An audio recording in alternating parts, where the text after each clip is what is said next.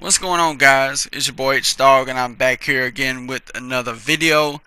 And Michael Pachter, perhaps the most outspoken and well-known analyst in the games industry, appeared in a fireside chat at a recent event held by the Video Game Bar Association in Los Angeles.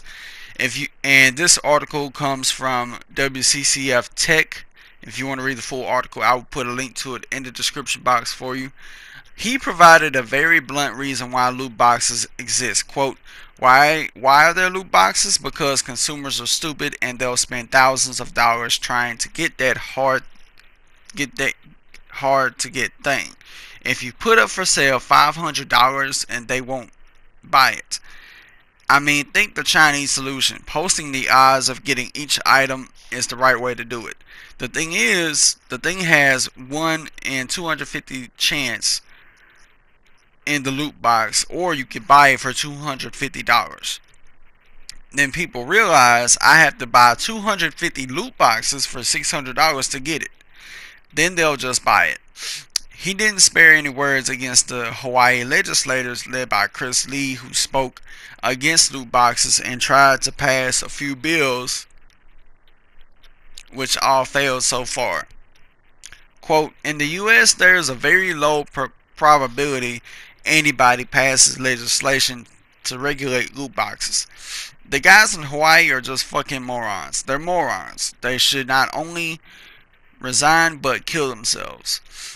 They're so idiotic, seriously. They're such morons. One of the idiot legislators said, I forget the studio, but they said something like EA shut down my favorite studio back in 2005 and I've hated them ever since. He said on the record, we're going to legislate loot boxes. What an asshole. But by the way, their solution was loot boxes or gambling. Gambling is illegal under Hawaii law, therefore you can't buy a loot box until you're 21. Does that mean you can gamble when you're 21 in Hawaii as well? There's uphill. They're not going to get it passed because somebody in that legislature went to law school. Somebody in their staff is going to look at that Hawaii law.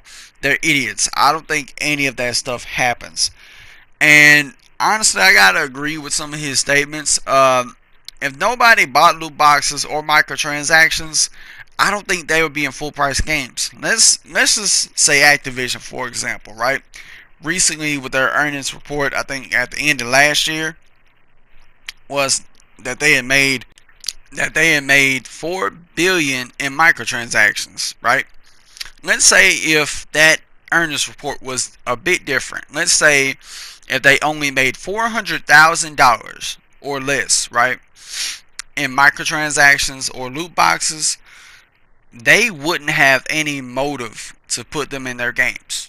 Just think, if they own now $400,000 may sound like a lot to somebody like me and you. It's enough to buy a house, maybe 2 houses, but to somebody like Activision, that's just a damn penny.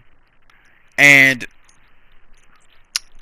if they notice that, well, our microtransactions aren't selling well, then they wouldn't put them in the game. They would make it to where the game is you could only get certain things by just playing the game. Same as the stuff that's in loot boxes. If people wasn't buying the loot boxes or the supply drops in Call of Duty, or the loot boxes in the Eververse and Destiny 2, then I don't think this will even be an issue. I don't even think they'd be in the game at all. They wouldn't have any motive to put them in their games. It's not about if you buy a game full price, which I've heard this argument many times. It's about if you buy the loot boxes or microtransactions or anything live service related. Now, granted, there are some games that are worth buying or investing into their live service. I mean, not all live service games are bad. Like, you look at Monster Hunter World, I think that's the perfect example of a live service done right. Because there's a lot of stuff to do without having to buy anything.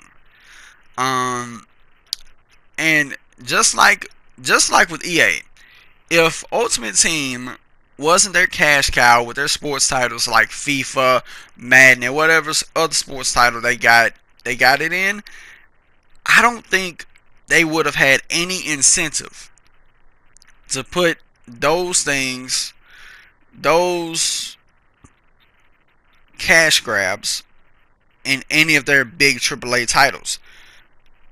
Kind of like how they did with Dead Space 3. I don't think that would have ever happened if FIFA Ultimate Team wasn't a hit.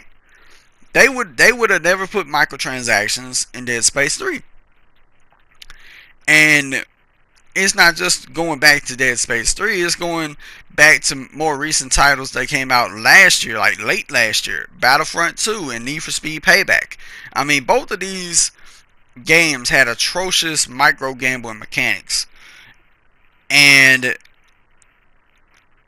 I feel like if it all stems from FIFA Ultimate Team, it all stems from Ultimate Team. If they wasn't making a lot of money, if they wasn't making as much as they're making, which I think is in the millions in terms of their Ultimate Team, like I don't think they would have any incentive, any reason to put them in their game. Because what would be the point of putting microtransactions or loot boxes in your games if nobody's buying them? If you can see it at earnings report, nobody's buying it, why put it in the game? And if nobody was buying them, they would have never been in Battlefront 2. There would have never been a fiasco, and it would have never been in my Need for Speed Payback. It would have never infected one of my favorite racing game franchises. It's all simple. Just don't buy loot boxes or microtransactions. And if you don't buy them, they will cease to exist without the need of government intervention. This is how we solve the problem.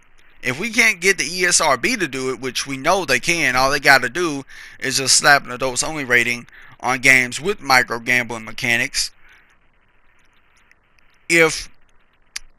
But they're not gonna do their job. They're freaking shills for companies like EA. But that's why it's up to us as a consumer. And if you buy a game full price, it's not like you're in full support of their microtransactions or loot boxes. If you don't buy them like I do, I don't buy microtransactions. I don't buy loot boxes. I don't buy DLCs. I don't buy expansions. I don't buy DLC characters. I don't buy cars that are put off as DLC. I don't buy none of that. I don't buy season passes. None of that shit. If you don't buy... Now, I'm not saying in terms of the season pass is bad or anything like that. I mean, they are, but they're not as bad as when it comes to microtransactions or loot boxes. They're the lesser of evils when it comes to that. And you can have the same argument with season passes and, DLCs and anything revolved around live service. If nobody bought anything in that live service or the microtransactions and loot boxes, they would cease to exist as well. So with that being said, guys, what do you guys think about Michael Pachter's comments? I've been rambling almost for 9 minutes now. Do you agree or disagree? Let's talk about it in the comments. If you enjoyed my video, hit that like button, subscribe, and tap the notification bell. That way you stay up to date on all my content. And I'll see you next time in my next video. Peace.